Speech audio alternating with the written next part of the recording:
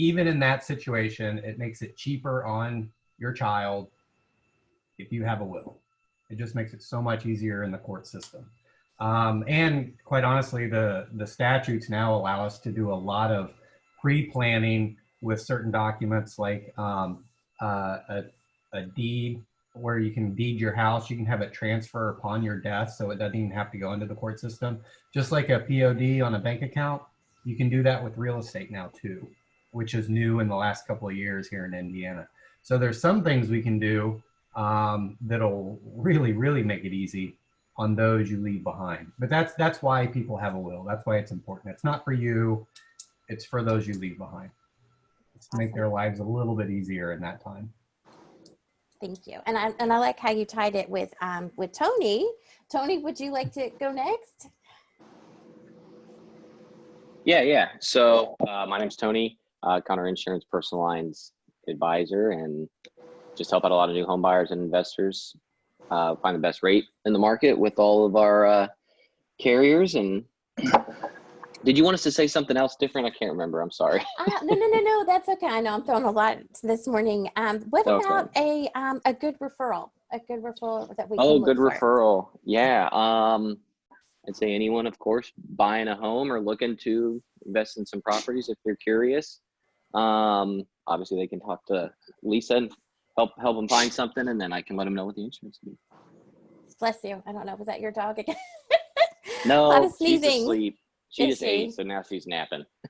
Oh, that's cute. Okay. Yeah. Well, that's awesome. So, okay, Lisa, would you like to go next? Sure. So I'm Lisa Bishop. I'm with Century 21 Sheets in the Fisher's office. I actually service all of Indianapolis and the surrounding areas. A good referral for me would be anyone that is having a life change, maybe getting married, having a child, anybody that's either looking to move or buy a house. Awesome. Thank you, Lisa. Robert, would you like to go next? Yes, no problem. Robert Haley, I'm with First Home Bank. I'm a mortgage banker. I've been in this business 20 some odd years, so it's a long time. Definitely so. I do a holistic approach to every client I work with, first trying to find a short and long-term goals for themselves. Good referral partner for me is anyone that's looking to consult, to buy a home, think about buying a home, looking to want to see Lisa. I can refer him with the financing side of the fence, help them understand what they qualify for, and also help them make sure when they buy a home, they can really retain a home. I guess without with all the facts there, because there's a lot of pitfalls in buying a home if you don't know, for first-time home buyers. Then the seasoned guys, that persons that are looking to buy a home, definitely look forward to helping them. I do loan in all 50 states, so that's a big thing for me. So I would help in that sense. Like I said, that's what I do. Thank you, Robert. So I just that's amazing. So all 50 states. Correct. Wow. Okay. Awesome. Thank you. Jim, would you like to go next? Sure. Jim Matthews. I'm the founder and director of Project STEM Club. Project STEM Club offers a platform for families with kids in kindergarten and sixth grade so they can expand on their education and have fun with STEM, science, technology, engineering, and math. We have fun videos and projects and some different stories and lots of stuff out there that hopefully be changing a lot, so people keep coming back. It's right now it's a free service. We do offer some products, kits, STEM kits online as well, so you can have more practical application, and a lot of fun doing that too. So again, I'm Jim Matthews at Project STEM Club. Yay. Sometimes, I don't know if we've asked for this before, but like if you could put in the comments, like your Facebook group, Jim. Another way we can support each other is to like go to the page and like the page or interact. So I posted something this morning. I posted kittens and good morning. I don't know if you've seen that yet, but I know, right? But before we get to Miss Jennifer, I would like to give some shout outs to friends that were not able to be here today. Busy Miss Gina Johnson. She is with Joy Health Services and SarahCareIndy.com. She offers, they have an amazing resource for like adult daycare, focusing like dementia, Alzheimer's, if you know a caretaker or a friend, family member taking care of a person, and you know they need like to go grocery shopping, or you know just some time to get a few things done. That's a great place. That's Gina Johnson. Marla Peebles is with the Indiana Society of Beauty, and she is an amazing stylist, and she's the owner of that. And I have not been, but I've heard wonderful things from Tony and Santiago and Jennifer, who's nodding her head, nodding her hair. Here's my hair. Yeah. Here's her hair. Santiago Rios, the third, is a financial advisor with Edward Jones, helps in planning, retirement, saving for college, and he would love to help you achieve your goals. And he and his branch officer, office administrator, Amber, are probably on the call because either one of them is usually here. So they are awesome. They are with Edward Jones. And I am Nicole Williams, blogger with indiebride2be.com. We are a resource that helps brides find vendors and places to make their wedding come true, dream wedding. And then we also work with vendors to help the bride. So it's a lot of fun. We kind of do both. Also taking blogging class, working on Elite Blog Academy. And I just love it. It's a lot of fun. So I'm kind of putting together a website.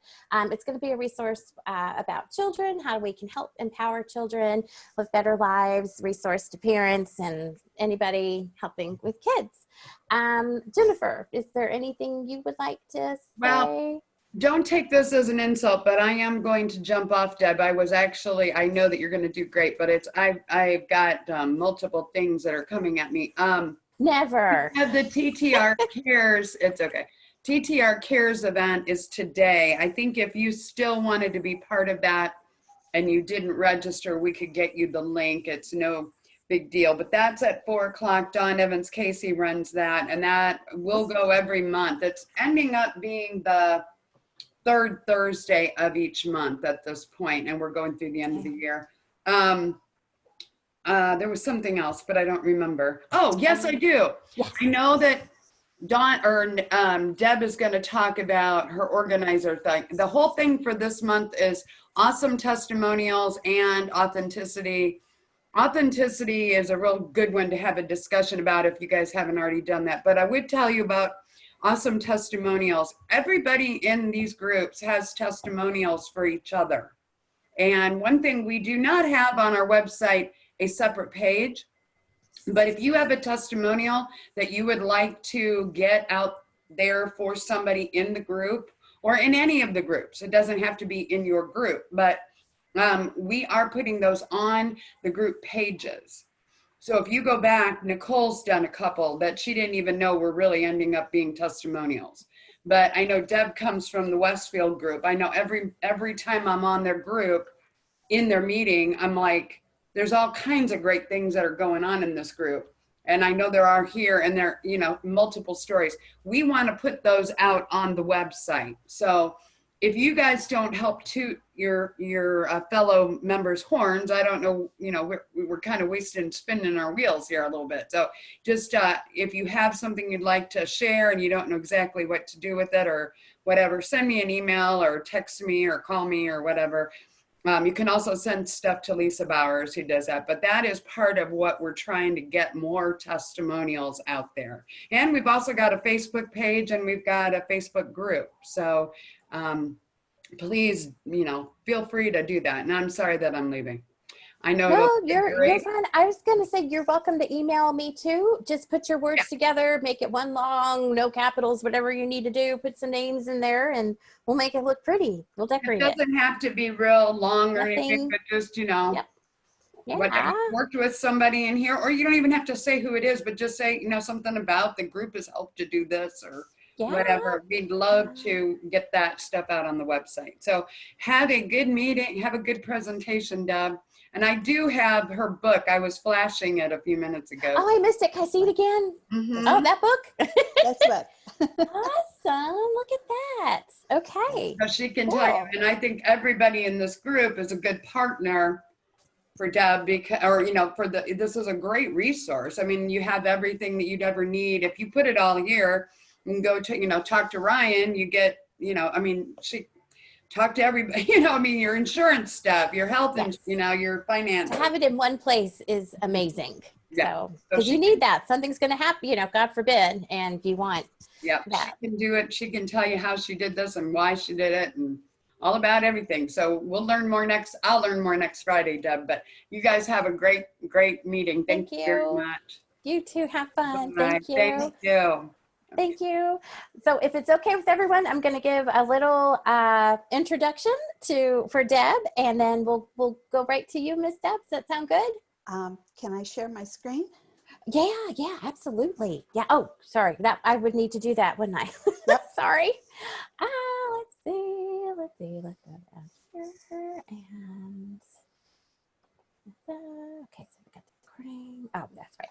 Always click this one. Advanced sharing. Okay. Oh, multiple. Okay. Are you able to share? Yes, I should. Yes, I can. Yay. Okay, so I have a little intro. Would you like me to read the little? Go ahead. Okay, Go good. ahead. Okay. So Deb is semi-retired from more than 25 years of consulting with financial services, healthcare, and manufacturing clients. As a consultant, she created procedures and processes for small and large businesses. She currently creates training programs for companies and writes scripts for video. Deb owns Pinpoint Local, an online marketing franchise serving Carmel, Westfield, Noblesville, and Zionsville. She provides marketing strategies to individuals and businesses. Let's see. She is a member of the Hamilton County CERT program, the CERT. It's a community emergency response team. And she's speaking today about preparing our financial, legal, medical documents to be prepared in the event of an emergency. She's an author, speaker, consultant. She just showed us her awesome workbook, My Life Organizer. She created to help individuals catalog their critical information in one spot.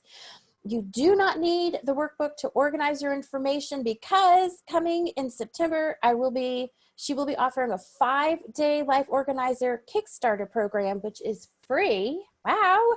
So you're going to do this every day for 1 week. She will present a short video with how to get started documenting your information in an assignment. That's good. An assignment. The assignments are designed to get you started and will include a daily checklist. The program will be offered on a private Facebook group that participants will need to sign up for. After completing the assignment, participants will post their results to the group. There will likely be some prizes. Ooh, prizes. And she will have some paid offers at the end of the week, strictly voluntary. And then we're going to attach a flyer with more of this information when I do a follow-up message. Without further ado, Ms. Deb Miller. Yeah, can you all see my screen? No. Nope. I still see all our boxes. Okay, let me see. Let me make Share sure screen.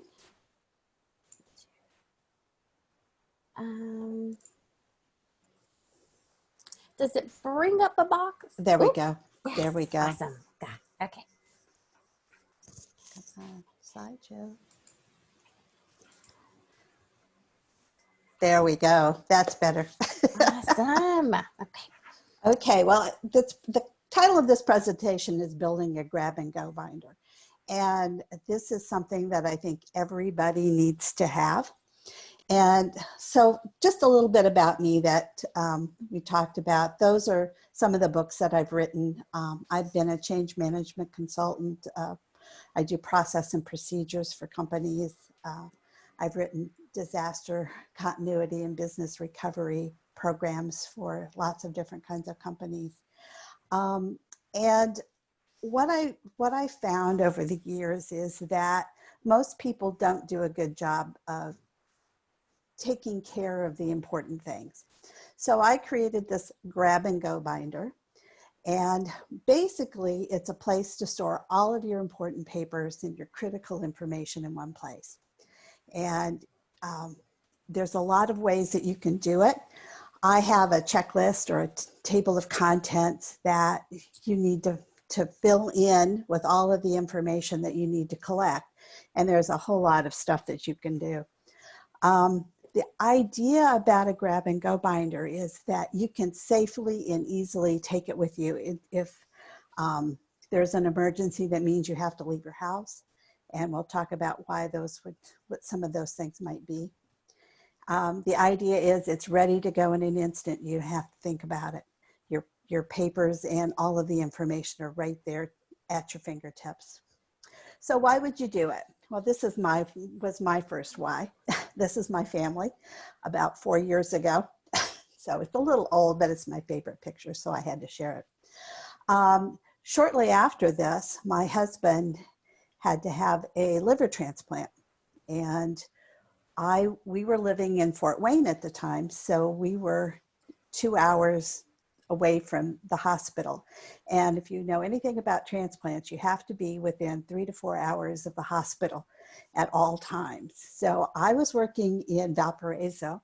My husband was in Fort Wayne, and we had to be at the hospital in Indianapolis within 2 hours, 2.5 hours.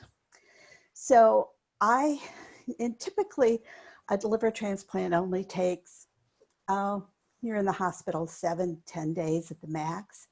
My husband was in the hospital for 2.5 months. He had complications. So I was living in Indianapolis, 2 hours from my home. So at that time, I didn't have any of my bills. I had nothing with me. It was a real stressful situation for our family because I wasn't around. And it's as common for a lot of places. If you think about it, there's 12 million older adults that live alone. That's a lot of people who are on their own, and probably not a lot of people know about their financial information or any of the information that they would need to pay your bills, take care of you while you're incapacitated if that happens. And about 70% of older adults are women who are living alone. That's a lot. And a lot of times women aren't the best in terms of knowing what's going on in the finances. Depends on the household, but likely you have one spouse that pays the bills and has more than likely has all of the information in their head. They know what to do, where to go, how to pay it. Whether you're writing checks or you're signing up online somewhere to pay the bills. Even in my household, my husband basically knows where the binder is, and that's about the extent of his involvement in paying household expenses. He just doesn't want to know about it. And in my case, my children don't live in the same city I live in or the same state. They're in Washington, D.C. and Chicago and Tennessee, so they're all over the place. So for them to have to take care of something that would happen to one of us, it makes it difficult if you don't have you don't have your life organized. And then there's also not just the health issues, but we live in an area where there's tornadoes and severe storms. You might have to be out of your house for a while and not being able to get to the information, and not necessarily having access to an internet connection in times of emergency situations can be a problem if you pay everything online. And then there's the health emergencies in having the information. If you have to call for a 911 call or EMS and you have to be transported to the hospital, having the information in one place that you can grab and go is really valuable to you and to your family. So I think, okay, what kind of a binder should you put together? And so I happen to like this one. It's a Mead 5-star zipper binder. And this is mine. And basically the reason I like it is because once you zip it open, it has a place for three-ring binder, but it also has pockets so that you can file stuff. And so that makes it really easy if you're making changes. You don't have to make all the changes right away. You can tuck them in your binder and take care of it at another time. I always use sheet protectors and tabs, just this Office Depot kind of stuff. But you don't have to get so fancy. You can use whatever you have. My father used to keep all of his papers in a briefcase. He had one of those old hard-sided briefcases that, you know, sits in the closet. Nobody really knows what's in it. So, you know, you could use that. I have a wheeled computer bag, a scrapbooking storage box, you know, the plastic ones that you throw all your scrapbooking materials in, or simply an Amazon box that's just laying around. But the idea is, as you gather information, you put it in a box for later and organize it at another time. So what are you going to put in your binder? Well, one of the biggest things is making sure you have your insurance and your healthcare information, you know, your policy numbers, your beneficiaries, all of that kind of stuff. All of your banking information and copies of all of your credit cards. And you need the front and the back of your credit card, because you need that number on the back to phone if there's a problem with your credit card, if you lose it or it's stolen or something like that. Your mortgage information, you know, or lines of credit, or as we get older, some of us begin to think about a reverse mortgage. And so all of those kinds of that paperwork and understanding what your finances are in terms of your house is a very important thing. All of those legal documents that we were all talking about earlier, making sure you have your will, making sure you have a durable power of attorney or financial power of attorney or a healthcare or living will, some of those kinds of things. I actually have original copies in my binder, but I also have copies in a lot of other places so that people can get to it. How about all the people that you know that you would want to have contacted in the event of an emergency? This could be your family, but it also could be friends or business relationships that you have, that people, you know, my children would not know who to contact for the most part. They know family members, but they don't have all of the phone numbers of some of the distant family members that I would like them to contact in case there's something happen. So keeping a list of that kind of information is really valuable too. I put my passport and my social security cards, well, my passport's in there, a copy of my social security card, because my social security cards are in my lockbox or at the bank, the safe deposit box.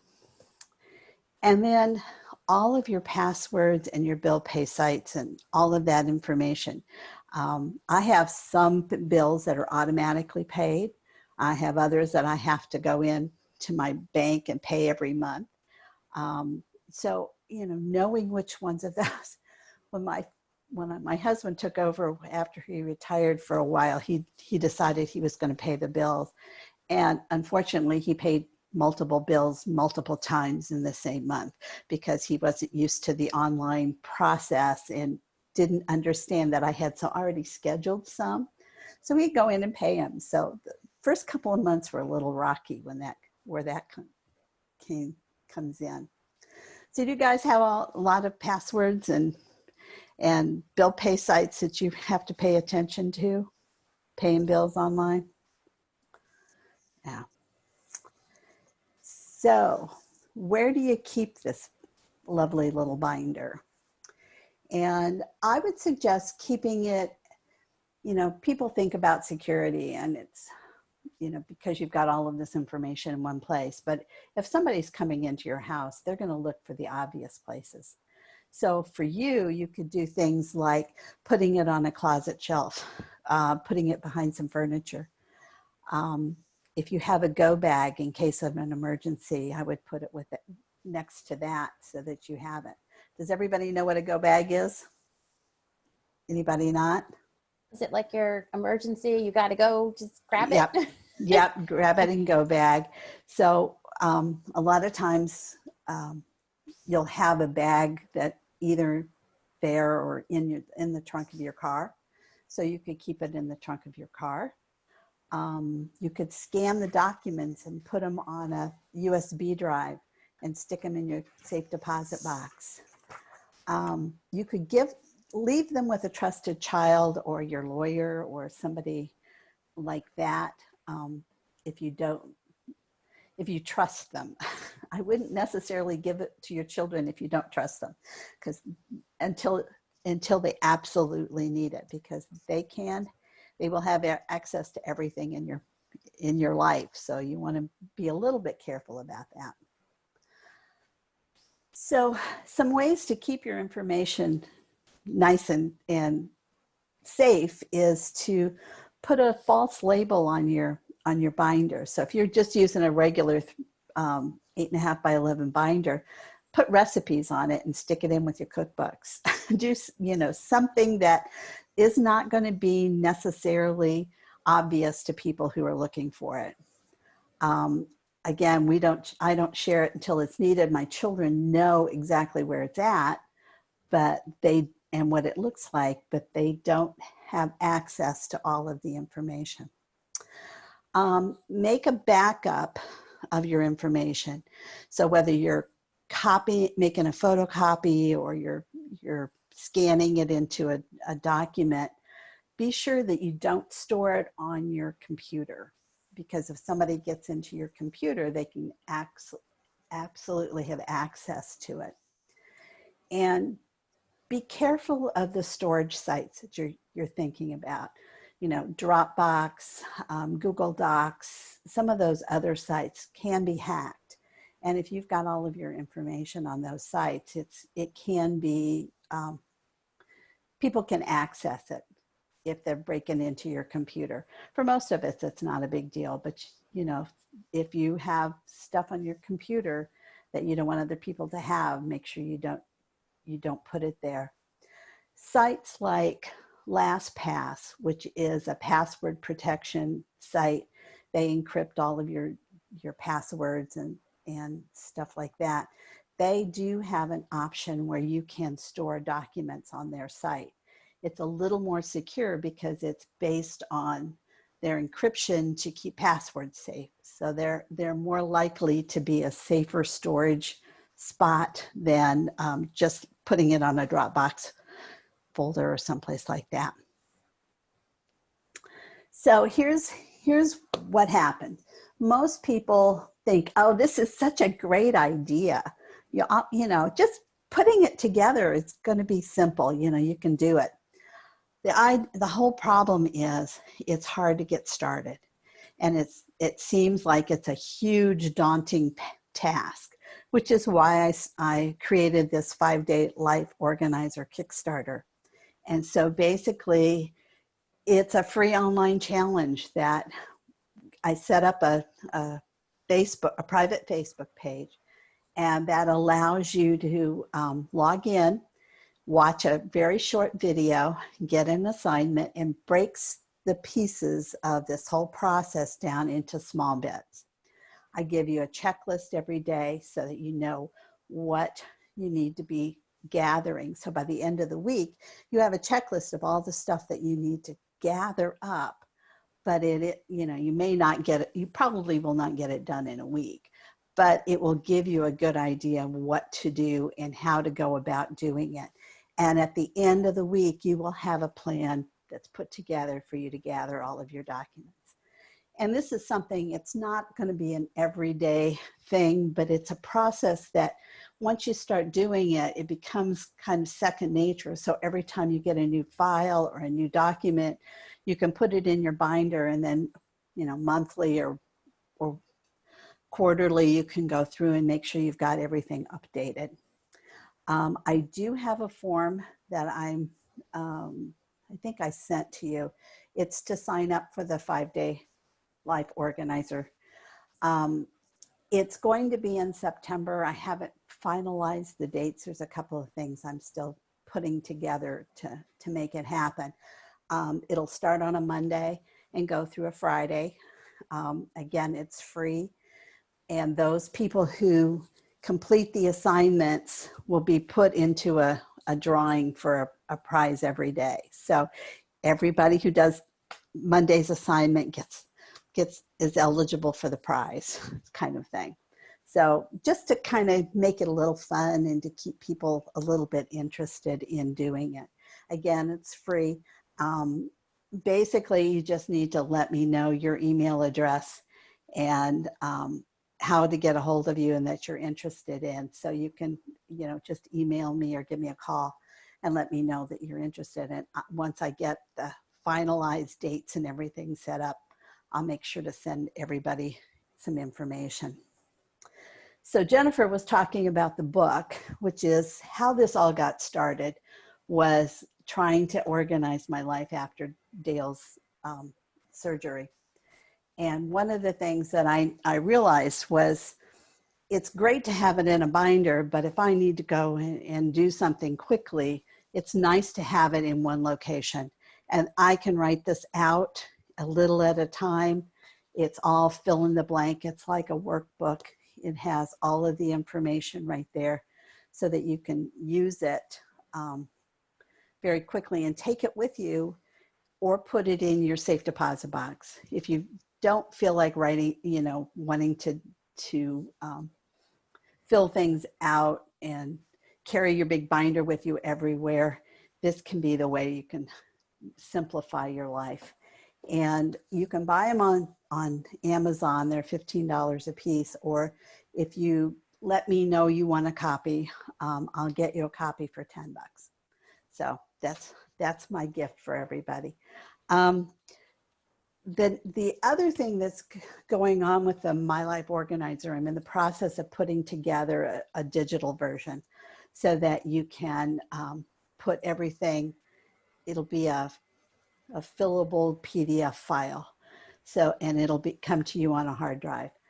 That'll probably be ready October. I'm hoping it'll be done by then. So there's new stuff coming out. If you're interested in, send me an email, put you on my list. I'll let you know about my Facebook group. And I promise not to inundate you with a lot of emails and a lot of information. But, people have used this book as a gift. I have some real estate agents who are giving this to people at closing as a thank you gift for them. They put their business card and a note in the front of the book. And if you're interested in doing that, I do offer discounts for multiple purchases. So just to give you some ideas of ways that you can use it. So anybody have any questions? I know I kind of went through this pretty fast. Anyone have any questions? I love this. This is something that I've been wanting to do. You've got a couple of places, but I never really thought your bills, but that's a wonderful idea to add that. Yeah. God forbid you want your kids, whoever, to have everything. It's really, it's an important thing, especially if you're, if you live in a city that isn't necessarily next door to your kids. But even at that, I know people don't necessarily talk about the financial information. They don't share that kind of stuff until it's too late.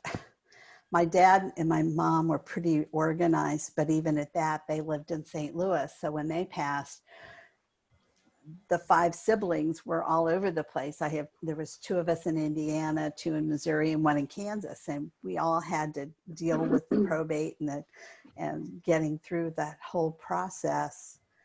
And they weren't quite as organized as we thought they should be. And that was part of the problem. I'm sure you see that, Ryan, a lot. Yeah, I certainly do. And what I was going to say is I've been telling my clients for years, put at least your will and all your legal documents in place and any other information, like basically what you've been telling them. I've just never been as good at communicating it as you have. Well, Put it in a folder, keep it by your door, make sure it's available to go. The one question I have for you though, because I think with everything you mentioned, at least from a legal point of view, copies are fine and they're perfectly valid except for the will. yep. Do you, and if you don't want to answer for yourself, I mean, I get it, but do you keep your original will with you in the house, or is that stored somewhere a little more secure, like a fireproof safe? Actually, I have a will, and it's in the house, but my attorney also has a signed copy of the will at his office. So So you that have two originals out there? we have two originals. Okay.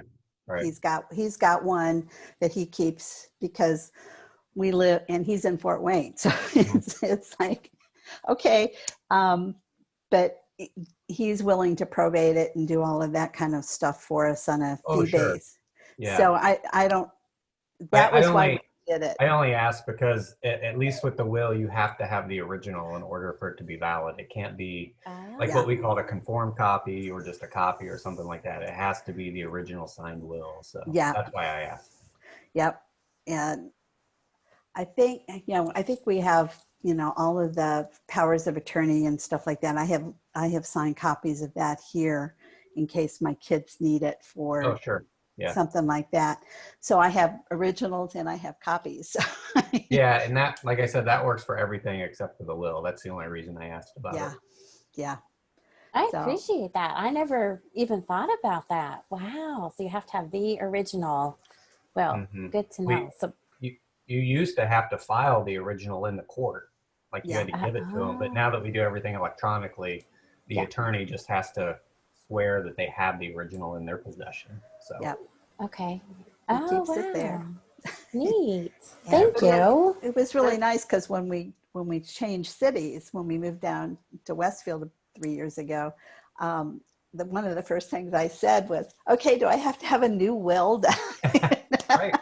Yeah. And no, he was very, happy to keep track of it. And so his number is in my book as well, because I have a list of attorneys and automobile insurance and second homes information and, your doctors and who's your preferred providers for hospitals and medical care. And it's got pretty much everything you can think of that's in this book.